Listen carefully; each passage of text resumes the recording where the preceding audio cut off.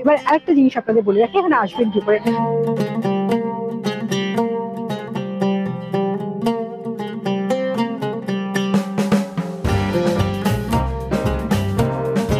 বাপরে, কুমির আবার হাই তুলছে মনে হচ্ছে, বিশাল বড় হা করলো। জলাশয়ের উপরে সুন্দর একটা সাঁকো করা রয়েছে, সেই সাঁকোর উপর দাঁড়িয়ে পড়লাম।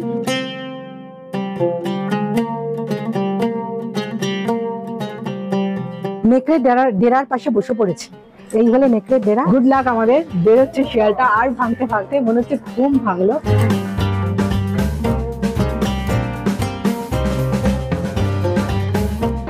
নমস্কার, আমি আপনাদের বন্ধু শর্মিষ্ঠা। আজ চলে এসেছি একদম অন্য স্বাদের, অন্য রকমের একটা ভিডিও নিয়ে।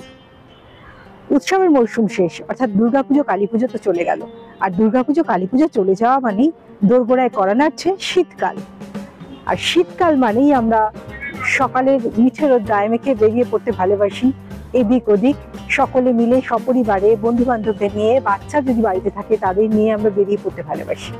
আর সবার আগে যে জায়গাটা আমরা চলে আসার জন্য খুব চেষ্টা করি বা ইচ্ছা করে, যে জায়গাটায় সবার আগে চলে আসছে শীতকাল মানেই, সেটা হচ্ছে আলিপুর চিড়িয়াখানা, অর্থাৎ আলিপুর জু। আলিপুর জুতেই আজ আমি এসেছি। আর আলিপুর জুতে আসতে গেলে নিশ্চয়ই আপনারা প্ল্যান করছেন, শীতকাল যেহেতু শুরু হয়ে গেছে প্রায়, আপনারা নিশ্চয়ই প্ল্যান করছেন, কিন্তু বুঝতে পারছেন না কখন আসবেন, কটা থেকে খুলছে, এখন নিয়ম কি আছে নতুন, প্লাস টিকিটের দামই বা কত পড়ছে, কত বছরের বাচ্চার থেকে টিকিট লাগছে, সব তথ্যই কিন্তু আজকে আমি আপনাদের দেবো। সমস্ত ইনফরমেশন দেওয়ার জন্যই আজ আমি আপনাদের কাছে এসেছি। চলুন তাহলে আমার ভিডিওটা যেখান থেকেই শুরু করছি। পুরো জুটা তো ঘুরে দেখবোই, আর এখন কি কি পশু পাখি রয়েছে, তাদের কি কাণ্ড কারখানা, সবটাই আপনাদের সামনে তুলে ধরার চেষ্টা করব। দেখতে থাকুন আমার এই ভিডিওটা। আপনারা শুনলেন আমরা আজ এসেছি আলিপুর জুতে। এই হলো আলিপুর জু এর গেট। কলকাতায় শীতকাল এবং আলিপুর জু অনেকটাই সমার্থক, কারণ শীতকাল আসলেই আমরা সবার আগে যে জায়গাটা যাওয়ার জন্য উদ্গ্রীব হয়ে উঠি সেটি হলো আলিপুর জু। আমরা বেশ সকাল সকাল চলে এসেছি। এবার আমরা টিকিট কেটে নেব। টিকিট কেটে প্রবেশ করব আলিপুর চিড়িয়াখানায়। আপনাদের জানিয়ে রাখি, দু রকমের টিকিটের ব্যবস্থা রয়েছে আলিপুর জুতে। একটা হচ্ছে অনলাইন, যেটা এখন আপনারা দেখছেন, এটা হচ্ছে অনলাইন কাউন্টার। আর একটা হচ্ছে অফলাইন, অর্থাৎ ডাইরেক্টলি স্পটে গিয়ে টিকিট কাটা। এইটি হলো অফলাইনের কাউন্টার। আমরা এখন টিকিট কেটে নিয়ে প্রবেশ করব জুয়ের ভেতরে। টিকিট কাউন্টারে চলে এসেছি টিকিট কাটতে। এখানে 5 বছরের নিচে বাচ্চাদের টিকিটের দাম পড়ে 20 টাকা করে, এবং 5 বছরের ওপর থেকে সকলের জন্য টিকিটের মূল্য পড়ছে 50 টাকা। আর এটা হলো চিড়িয়াখানার প্রবেশপথ। অনলাইন এবং অফলাইন টিকিটের জন্য আলাদা আলাদা প্রবেশপথ করা রয়েছে। চলুন ভেতরে যাওয়া যাক। ঢুকেই দেখবেন, গেট দিয়ে প্রবেশ করেই দেখবেন রয়েছে এরকম একটা বোর্ড, যেখানে ডান দিক বাদিক করে অ্যারো মতো করা আছে এবং এনক্লোজার নাম্বার দেওয়া আছে, যেখানে গেলে কোথায় কোন পশু প্রাণী দেখতে পাবেন সেটাই দেওয়া রয়েছে। যেমন এখানে যেমন ডান দিকে রয়েছে 124 নম্বরে গেলে আমরা পাচ্ছি পাখি, ম্যাকাও পাখি, তারপরে হাতি, তারপর সিংহ পাচ্ছি এনক্লোজার নাম্বার 53। এরকম ভাবে রয়েছে জিরাফ, রয়েছে এনক্লোজার নাম্বার 61-এ। সেরকম যেমন রয়েছে, আবার বাঁদিকেও দেওয়া রয়েছে জেব্রা কোথায় পাচ্ছেন, বিয়ার কোথায় পাচ্ছেন, সমস্ত কচ্ছপ কোথায় পাচ্ছেন, সবকিছুই কিন্তু এখানে দেওয়া রয়েছে, যেখানে গিয়ে আপনারা এইটা রেখে দিতে পারেন, সঙ্গে ছবি তুলে একটা, এইভাবে আপনারা দেখে নিতে পারেন। ঢুকেই পাবেন এরকম একটা গাড়ি, যার মধ্যে 8 জন 9 জন বসা যেতে পারে। আর এই গাড়িগুলোতে করেও কিন্তু আপনারা ঘুরে নিতে পারেন আলিপুর জুটা পুরোটাই। 1 ঘন্টা এরা ঘোরাবে, ভাড়া পড়ছে এক একজনের জন্য 100 টাকা। আর এই সামনেই রয়েছে, ঢুকে বাঁদিকেই পাবেন টিকিট কাউন্টার, এখান থেকে টিকিট কেটে নিতে পারেন। তবে 8 জন না হলে কিন্তু এই গাড়ি ছাড়বে না। ভালো একটা ব্যবস্থা। যারা পুরোটা হেঁটে দেখতে পাচ্ছেন না, পায়ে হেঁটে দেখতে পাচ্ছেন না, অসুবিধা হচ্ছে, বা বাচ্চারাও অনেক সময় এতটা হাঁটতে পারে না, তাদের জন্য কিন্তু খুব ভালো। তারা এই গাড়িটা নিয়ে নিতে পারেন, নিয়ে ঘুরতে পারেন পুরো জুটা। মেন গেট দিয়ে প্রবেশ করার পরে কিন্তু একটা গাইড ম্যাপ পাবেন জুলজিক্যাল গার্ডেনের, যেটা দেখে নিতে পারেন আপনারা, এবং এই গাইড ম্যাপ অনুযায়ী নিজের মতো করে আপনারা ঘুরতে পারেন। সামনে একটা গাড়ি দাঁড় করানো রয়েছে, সেই কারণে আমরা দেখাতে পারছি না, একটা অ্যানিম্যাল অ্যাম্বুলেন্স রয়েছে, সেই কারণে আমরা জুটা ভালো করে ম্যাপটা ভালো করে দেখাতে পারছি না।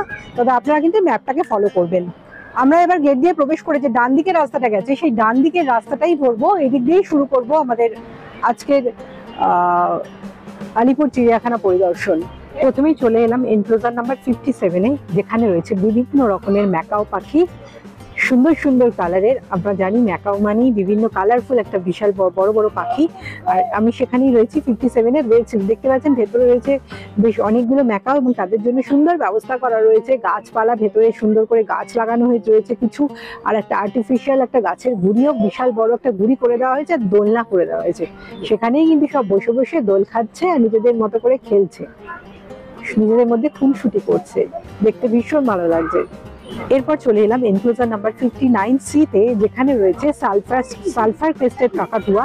খুব সুন্দর কাকাতুয়া, দেখুন সাদা রঙের কাকাতুয়া আর একটা ঝুঁটি মতো রয়েছে হলুদ রঙের, খুব সুন্দর মিষ্টি দেখতে লাগছে। দুটো কাকাতুয়া আমি দেখতে পাচ্ছি, একটা উপরে বসে আছে আর একটা নিচে ঘুরে বেড়াচ্ছে, বেশ ভালো লাগছে। সামনেই রয়েছে শৌচাগার, পুরুষদের জন্য শৌচাগারটা এই পাশে রয়েছে, ডান হাতে রয়েছে পুরুষদের শৌচাগারটা।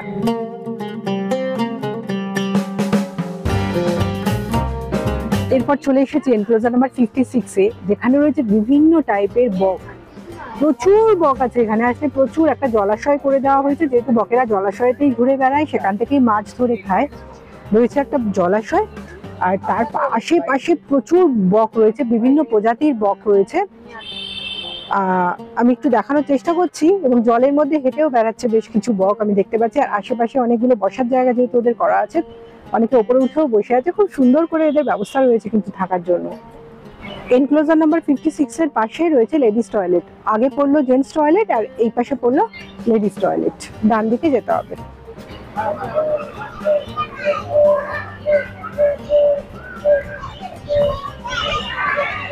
অবশেষে দেখা পেলাম রয়্যাল বেঙ্গল টাইগারের, যার জন্য আমাদের জুতে আসা। আমরা সবাই এইটাকে টার্গেট করেই মনে হয় জুতে আসি।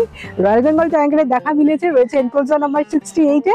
বেশ সকাল সকাল কিন্তু বাঘ মামা বেরিয়ে পড়েছে, পায়চারি করছে, রোদ পোহাচ্ছে, দারুণ। এইটার জন্যই এসেছিলাম এবং আমার আশা সার্থক।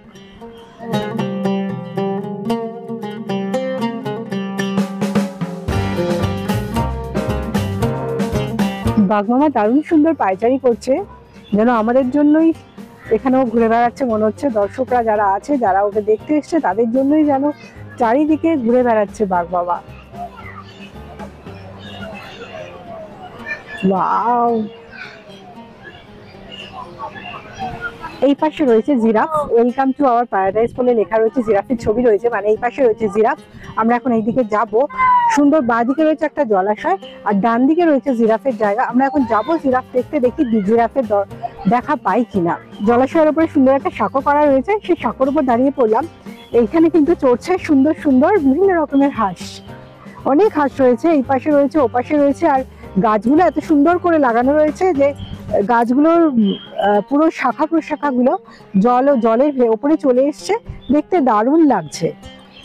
আমার মতো আপনারাও কিন্তু এরকম চলে আসতে পারেন আলিপুর জুতে। বেশ সকাল সকাল চলে আসলে বেশ ভালো, কারণ অনেক পশুর দেখা পাবেন সকালের দিকে, বেশি রোদ উঠে গেলে কিন্তু। যেমন বাঘের দেখা পেলাম বেশ সকাল সকাল এসেছি বলেই। এই জুটা খুলছে সকাল 9টা থেকে, আর বিকেল 5টা অবধি খোলা থাকছে। এবং টিকিটের ব্যবস্থা যেটা রয়েছে, সেটাতে দু রকমের টিকিট হয়। একটা আপনি এসে কাউন্টারে দাঁড়িয়ে টিকিট কাটতে পারেন, আর একটা অনলাইন টিকিট হয়। অনলাইন টিকিট যদি করেন তাহলে আপনি ভিড়টা এড়াতে পারবেন। তবে বেশ সকাল সকাল যদি চলে আসেন, খুব ভিড় হচ্ছে না। আর যদি একটু বেলা হয়ে যায় তাহলে কিন্তু লাইনে দাঁড়াতে হবে। সেই জন্য চেষ্টা করবেন একটু সকাল সকাল চলে আসতে, অথবা অনলাইনে টিকিট কেটে আসতে। জিরাফের দর্শনও পেয়ে গেলাম, বেশ অনেকগুলো জিরাফ রয়েছে, 6টা জিরাফ তো আমি দেখতেই পাচ্ছি, দারুণ লাগছে দেখতে। এরাও কিন্তু রোদ পোহাচ্ছে বলতে গেলে। আর আমি রয়েছি এনক্লোজার নাম্বার 61-এ। জিরাফ দর্শন করতে গেলে আপনাদের আসতে হবে 61 নম্বর এনক্লোজারে। সেখানে আসলেই কিন্তু এরকম সুন্দর সুন্দর জিরাফ দেখতে পাবেন। এত সুন্দরভাবে জিরাফগুলো দাঁড়িয়ে আছে, যেন দেখে মনে হচ্ছে আমাদেরকেই পোজ দিচ্ছে। আর দূর থেকে দেখে তো আমি ভাবছিলাম যে জিরাফের স্ট্যাচু মনে হয়, মানে অরিজিনাল জিরাফ আমি দূর থেকে দেখে ভাবতেই পারিনি।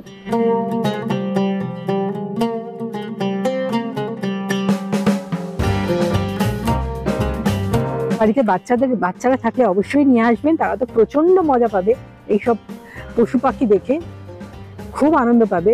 বড়দের থেকেও বাচ্চাদের আনন্দটা বেশি। অবশ্যই চেষ্টা করবেন বাচ্চাদেরকে নিয়ে চলে আসতে এই শীতেই। প্রতিদিন খোলা থাকছে বৃহস্পতিবার বাদ দিয়ে, সপ্তাহের একটা দিনই বন্ধ থাকছে, বৃহস্পতিবার। বাদবাকি দিন কিন্তু সকাল 9টা থেকে বিকেল 5টা অবধি এই আলিপুর জু খোলা পাবেন। ভেতরে এরকম এই নিয়ে দুটো দেখলাম, এরকম ছোট ছোট স্টল রয়েছে যেখানে আইসক্রিম পাবেন এবং খাবার জল পাবেন। চা কিন্তু এখানে এখনো পর্যন্ত দেখতে পাইনি, তবে চায়ের জন্য স্টল আছে।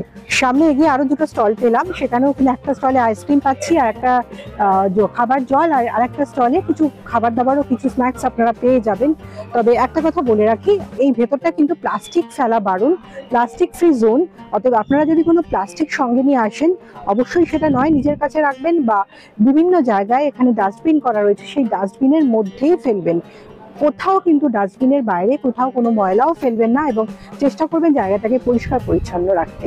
আর খাবার নিয়েও কিন্তু আসতে পারেন আপনারা, খাবারও এরা ভেতরে অ্যালাউ করছে।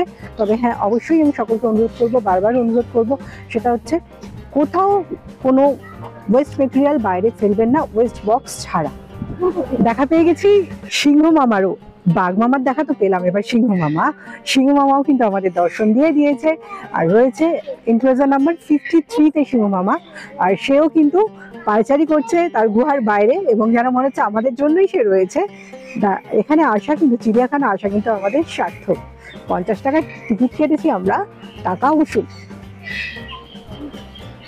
যেখানে যেখানে বাঘ বা সিংহ রাখা রয়েছে সেখানে দেখবেন প্রচুর সিকিউরিটি রয়েছে। কিন্তু এই যে আমরা রয়েছে একদম নেটের বাইরে, একদম উঁচু অব্দি নেট তো লাগানো রয়েছেই, তারপরেও দেখতে পাবেন সেটা হচ্ছে সামনে রয়েছে বিরাট পরীক্ষাটা কেন করা থাকে, যাতে করে বাঘ বা সিংহ ওই জায়গাটা দিয়ে আমাদের কাছে চলে না আসতে পারে, কারণ বিপদ তো হবেই যদি সিংহ বা বাঘ সামনে চলে আসে। সেই কারণেই একটা পরীক্ষা কিন্তু রয়েছে, এবং এদেরকে রাখা হয় গুহার মতো একটা ব্যবস্থা করা রয়েছে, যেখানে বাঘ সিংহ রয়েছে, গুহার মধ্যেই ওরা থাকে।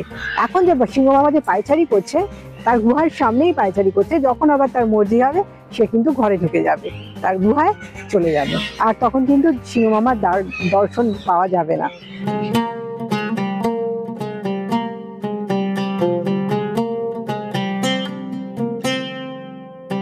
এনক্লোজার নাম্বার 52-তে আসলে পাবেন এরকম শকুনের দেখা, যেটাকে বলা হচ্ছে হুডেড ভালচার। এইগুলো সাহারা মরুভূমির নিচের অঞ্চলে থাকে, এই ধরনের শকুনগুলো পাওয়া যায় সেখানে। এইখানে আসলে কিন্তু এই পাখিগুলো, শকুন দেখতে পাচ্ছেন 52-তে, এবং এদের ঝাড়ুদার পাখিও বলা হয়ে থাকে, কারণ এরা বিভিন্ন প্রাণীর মৃতদেহ আবর্জনা থেকে খাদ্য সংগ্রহ করে। এবার দেখাচ্ছি গ্রেট ইন্ডিয়ান হর্নবিল। দেখতে দারুণ লাগে, আমরা জানি। 52D এনক্লোজারে রয়েছে হর্নবিল, দুটো হর্নবিল খুব সুন্দর বসে আছে, হলুদ রঙের ঠোঁট এবং মাথা, আর ব্ল্যাক অ্যান্ড হলুদ কম্বিনেশন ভীষণ ভালো। এদেরও ভারতবর্ষ ছাড়াও দক্ষিণ পশ্চিম চীন, বাংলাদেশ, থাইল্যান্ড, মালয়েশিয়া এইসব জায়গায় দেখতে পাওয়া যায়। এদের প্রিয় খাদ্য হচ্ছে ডুমুর, এছাড়াও অন্যান্য ফল, টিকটিকি, সাপ ইত্যাদি খাবারও এরা খেয়ে থাকে। নিয়ে নিলাম এক কাপ চা, কফি চা দুটোই পেয়ে যাবেন। চায়ের দাম পড়ছে 20 টাকা করে, আর কফির দাম পড়ছে 30 টাকা করে। এবার চলে এসেছে এনক্লোজার নাম্বার 50B-তে জলহস্তির ডেরায়। দেখতে পাচ্ছি আমরা একটা জলহস্তি দূরে রয়েছে, যদিও জলে নেই, জলটা সামনেই রয়েছে, তবে জলের মধ্যে নেই আপাতত।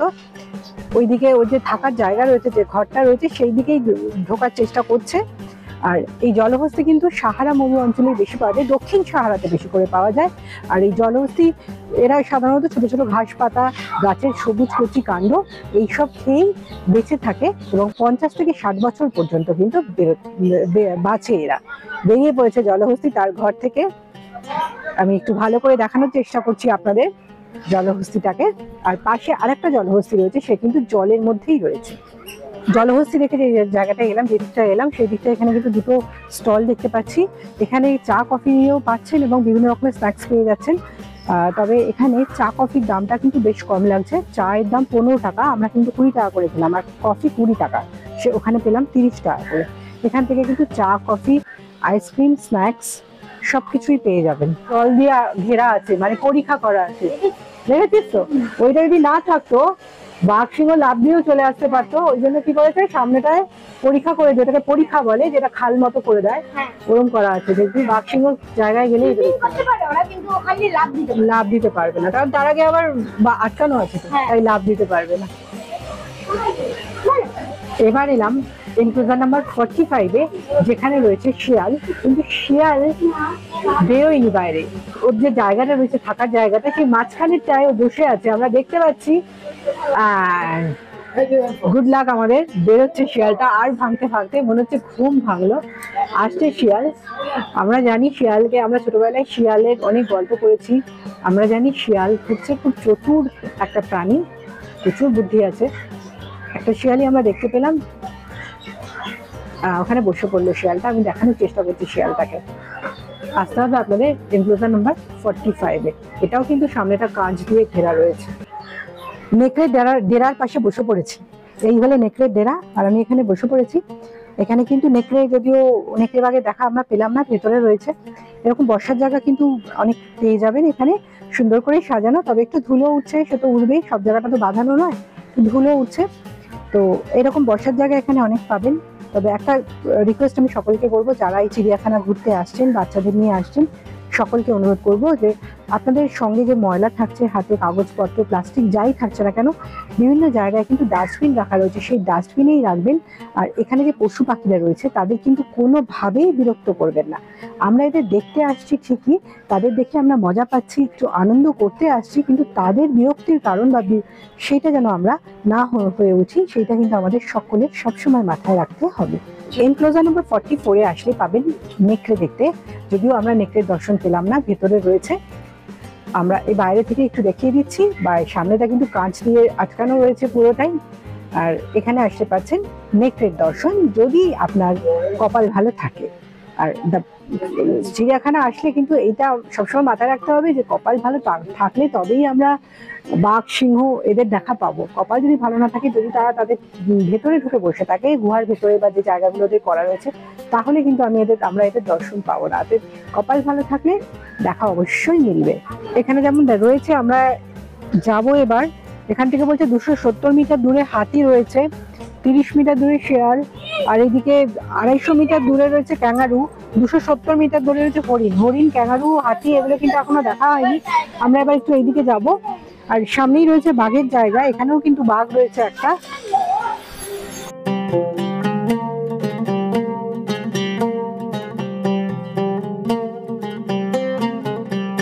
হাতির দেখাও পেয়ে গেলাম। এনক্লোজার নাম্বার 55-এ আসলে দেখতে পাবেন হাতি ঘুরে বেড়াচ্ছে দুখানা, আর বেশ ভালোই ভিড় জমে গেছে। হাতি বেলা বাড়ছে, যত ভিড়ও বাড়ছে, হাতির সামনেও বেশ ভালোই ভিড়। হাতি তার মেজাজে ঘুরে বেড়াচ্ছে, রোদও পোহাচ্ছে।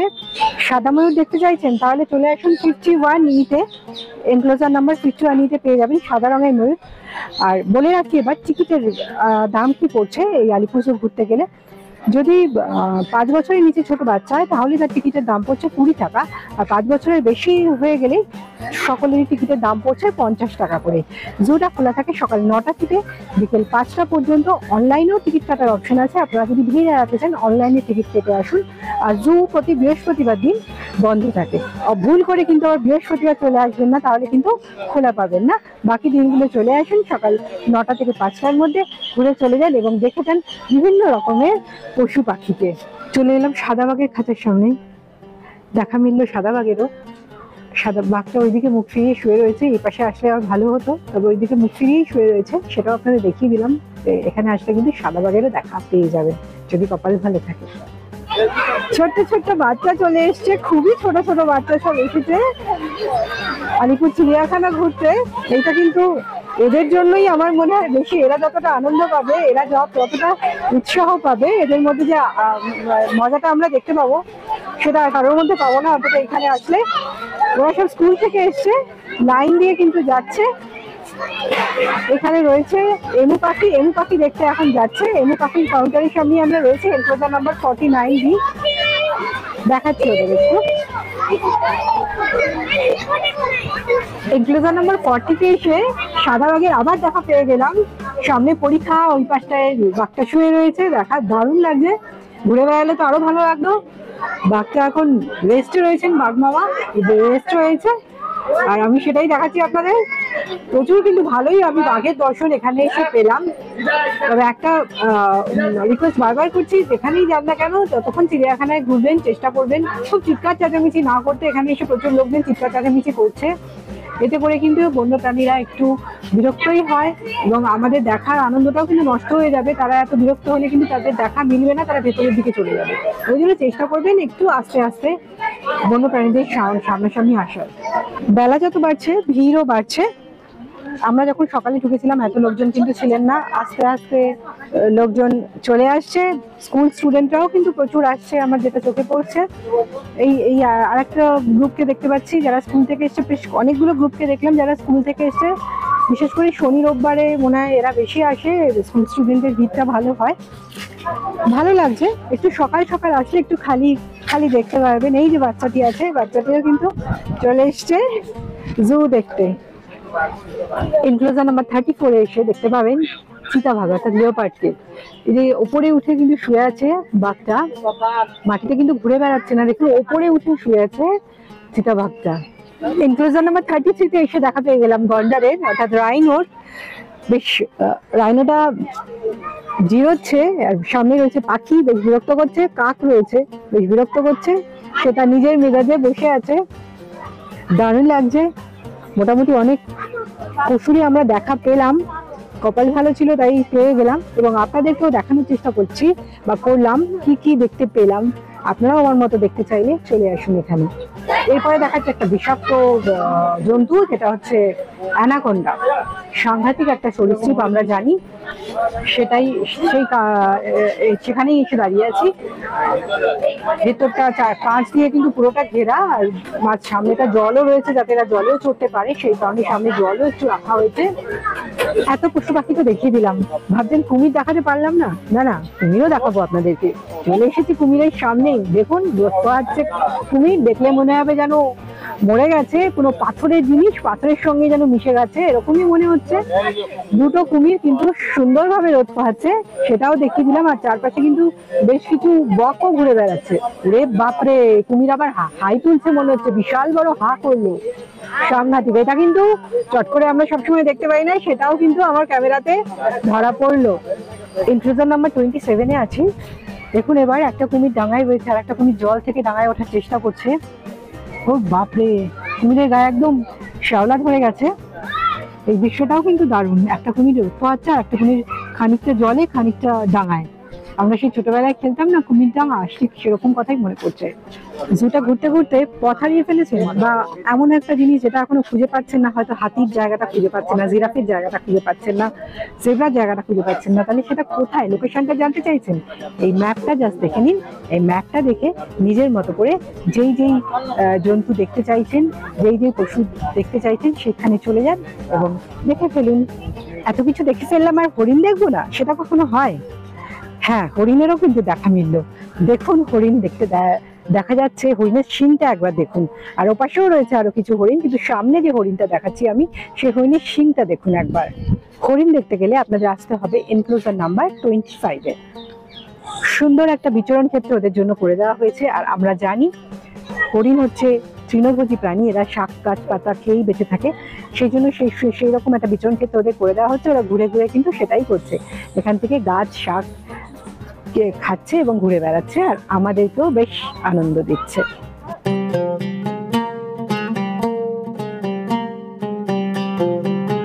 এখন যে হরিণটা দেখছেন সেটা হচ্ছে মণিপুরি নাচুনে হরিণ। এটা মণিপুরের লকটাক হ্রদে পাওয়া যায়। আর জলে ভাসমান এক ধরনের বিশেষ জঙ্গল যাকে ফুমদি বলা হয়, সেই ফুমদিতেই এরা থাকে।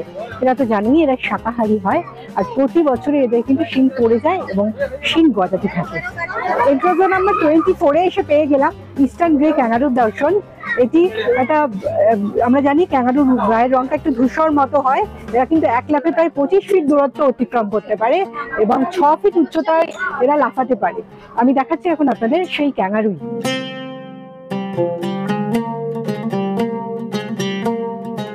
সামনেই রয়েছে কচ্ছপ। এটা হচ্ছে আলজাব্রা জায়ান্ট টর্টয়েস। বৃহত্তম যে কচ্ছপগুলো আছে তার মধ্যে কিন্তু এই কচ্ছপ অন্যতম। আমরা জানি কচ্ছপের আয়ু কিন্তু প্রচুর বছর। দেখে মনে হচ্ছে যেন একটা পাথর পড়ে রয়েছে, একটা বড় পাথর পড়ে রয়েছে। খোলসটা এতটাই মোটা কচ্ছপের যে দেখলে মনে হবে যেন একটা পাথর। চিড়িয়াখানায় এলাম আর জেব্রা দেখবো না, সেটা কি হয়?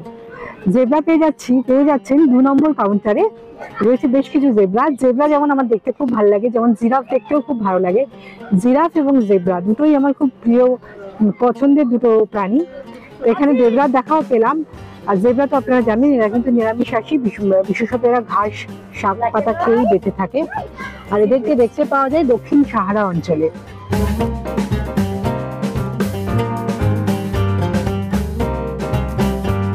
ঝুঁকেই সামনে যে এত সুন্দর একটা মাঠ পেয়ে যাবেন, এই মাঠটা কিন্তু বাচ্চাদের খেলাধুলার জন্য আদর্শ। যেমন আমরা দেখতে পাচ্ছি স্কুলে কিছু বাচ্চা এসে এখানে হই হই করছে, খেলাধুলা করছে। শীতকালে এখানটায় মাঠটায় রোদ পাবেন, তাই জন্য খেলতেও কিন্তু বাচ্চাদের খুব ভালো লাগবে। এছাড়াও যারা খাবার দাবার সঙ্গে নিয়ে আসছেন তারা এখানে বসে খাওয়া দাওয়া সেরে নিতে পারেন। এই সুন্দর একটা মাঠ রয়েছে। আর যদি কিছু সঙ্গে নিয়ে আসেন, একটা বিছানার চাদর বা কিছু একটা, যেটাতে বসে আপনারা অনেকে মিলে আসলে বসে খাওয়া দাওয়া করতে পারেন। আর পাশাপাশি অনেক ডাস্টবিন রয়েছে খাওয়া দাওয়া করে সেখানে ময়লা ফেলে দেওয়ার জন্য। খুব সুন্দর লাগছে জায়গাটা দেখতে। আর সামনে একটা রেস্টুরেন্টও আছে, যেটা বেলা 1টার সময় খোলে, খুব সকাল সকাল খোলে না। যারা খুব সকাল সকাল আসছেন তারাই সামনে রেস্টুরেন্টটা পাবেন না। তবে ভেতরে কিন্তু বেশ কিছু স্টল রয়েছে, যেখান থেকে আপনারা আইসক্রিম, কোল্ড ড্রিঙ্ক, এমনি জল, এছাড়াও খাবার দাবার, স্ন্যাক্স এইসব পেয়ে যাবেন। চিড়িয়াখানা ঘোরা আমাদের শেষ। আপনারা এতক্ষণ আমার সঙ্গে দেখছিলেন আলিপুর চিড়িয়াখানা। আমি তো বেশ দারুণ একটা আনন্দ পেলাম এই পশু পাখিদের সঙ্গে সময় কাটিয়ে। আমার মতো আপনারাও এরকম পশু পাখিদের সঙ্গে এসে সময় কাটিয়ে যেতে পারেন, কারণ শীতকালটাই আমরা চিড়িয়াখানা সাধারণত আসি। আর চিড়িয়াখানা কখন খুলছে, এর টিকিট কি আছে, সবকিছু বলে দিলাম। এবার আরেকটা জিনিস আপনাদের বলে রাখি, এখানে আসবেন কি করে। আমরা কম বেশি সবাই কিন্তু চিড়িয়াখানায় এসেছি, তাই জানি আমরা সবাই কিভাবে আসবো। তাও একবার আপনাদের জ্ঞাতার্থে বলে দিই, আপনারা হাওড়া থেকে বেশ কিছু বাস পেয়ে যাবেন, বাসে করে চলে আসতে পারেন একদম আলিপুর জুয়ের সামনে। এছাড়াও শিয়ালদা থেকেও কিছু বাস আছে, যেমন 230 নম্বর বাস একদম এই গেটেই এসে নামাচ্ছে। আর যদি হাওড়ার দিক থেকে আসেন, সেকেন্ড হুগলি ব্রিজ ক্রস করেও আসেন, সেক্ষেত্রেও কিন্তু আপনারা নেমে যেতে পারেন পিটিএস এর কাছে, সেখান থেকে পায়ে হাঁটা দূরত্বে। আর মেট্রো করে এসেও রবীন্দ্র সদনে নেমে সেখান থেকেও চলে আসতে পারেন চিড়িয়াখানা আসার জন্য অনেক রকমের অপশন পাবেন। আর যারা হেঁটে ঘুরতে পারছে না, তাদের জন্য ভেতরে রয়েছে ছোট গাড়ি, ব্যাটারি চালিত গাড়ি, যেটা 8 থেকে 10 জনকে নিয়ে ওরা বেশ ঘন্টাখানেকের মধ্যে বেশ সুন্দর করে চিড়িয়াখানাটা ঘুরিয়ে দিচ্ছে। আর এখানে এসে কতক্ষণ কাটাবেন, কি করবেন, সেটা তো আপনাদের হাতে। আপনারা যতক্ষণ থাকতে চাইছেন থাকতে পারেন। বিকেল 5টায় কিন্তু চিড়িয়াখানা বন্ধ হয়ে যাবে। আমার ভিডিওটা এখানেই শেষ করব। আমার মতো আপনাদের যদি এই ভিডিও জায়গাটা এসে বা জায়গাটা দেখে ভালো লেগে থাকে, অবশ্যই লাইক কমেন্টস করতে ভুলবেন না। জানাবেন আমার ভিডিওটা কেমন লাগলো। আর জানার যদি কিছু থাকে, কোনো জিজ্ঞাসা থাকে এখানে আসার আগে, তাহলে অবশ্যই জানতে চাইবেন, আমি চেষ্টা করবো উত্তর দিতে। আমার চ্যানেলটা যাদের সাবস্ক্রাইব করেনি, তারা অবশ্যই সাবস্ক্রাইব করে আমাদের পাশে থাকবেন। দেখা হচ্ছে খুব তাড়াতাড়ি অন্য কোনো ব্লগে, অন্য কোনো জায়গায়।